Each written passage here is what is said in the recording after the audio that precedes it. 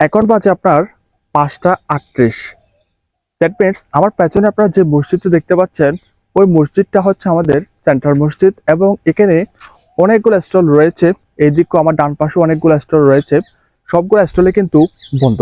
কেন বন্ধ? কারণ আমি ভোর 5টা 5:30টার দিকে বের হয়েছি এবং যে প্রশান্তির বাতাস, ওই বাতাসটা খাচ্ছি এবং আপনাদেরকে ব্লগের মাধ্যমে দেখানোর চেষ্টা করছি।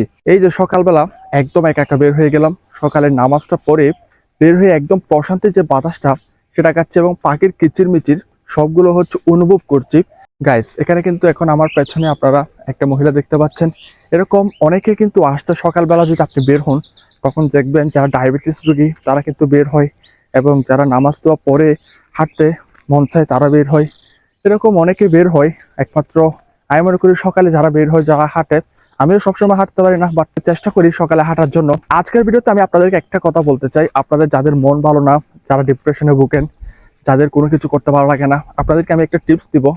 আপনারা সকালবেলা নামাজটা পড়ে একটু হাঁটতে বের হন। আমার মতো এরকম দুই দিকে দুটা ইয়ারফোন লাগিয়ে সূরা রহমানটা লাগিয়ে দিন, দেখবেন সকালবেলাটা সুন্দর হবে। আর সকালবেলাটা সুন্দর হলে না, আপনার পুরো দিনটা চমৎকার যাবে। আমার হাতের যে বাম পাশে আপনারা যেটা দেখতে পাচ্ছেন, এটা হচ্ছে আমাদের সেন্ট্রাল ফিল্ড। আমার পেছনে আপনারা দুটা মানুষ দেখতে পাচ্ছেন, এগুলো হচ্ছে ভার্সিটি টিচার। সম্পূর্ণ ক্যাম্পাসটা ঘুরে দেখাতে আপনাদের প্রায় 10-15 মিনিটের একটা ভিডিও বানাতে হবে।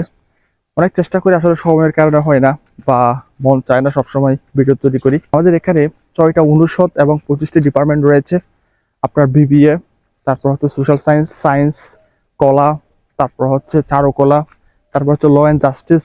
এই 6টি অনুষদ রয়েছে এবং প্রায় 25টি ডিপার্টমেন্ট রয়েছে।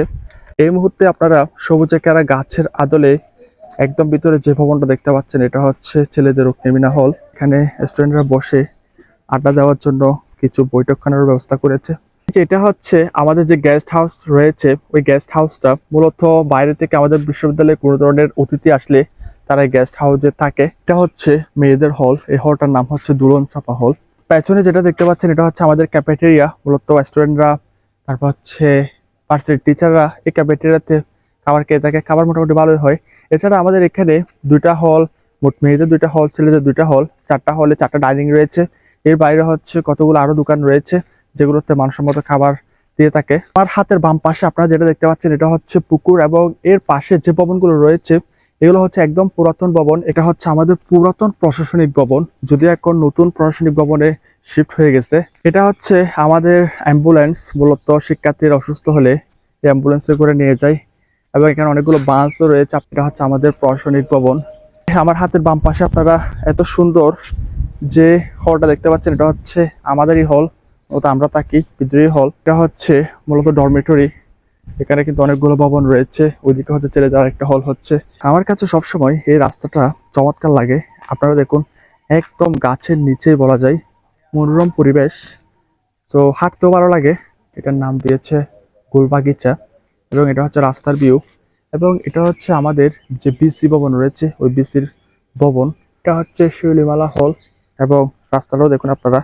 আজকে আমি আমাদের যে নজরুল বিশ্ববিদ্যালয় রয়েছে, ওই বিশ্ববিদ্যালয় নিয়ে একটা ব্লগ করেছি। আপনাদের ব্লগটা কেমন লাগছে অবশ্যই কমেন্টে জানাবেন এবং ভালো লাগলে লাইক, কমেন্ট, শেয়ার করবেন। আসসালামু আলাইকুম।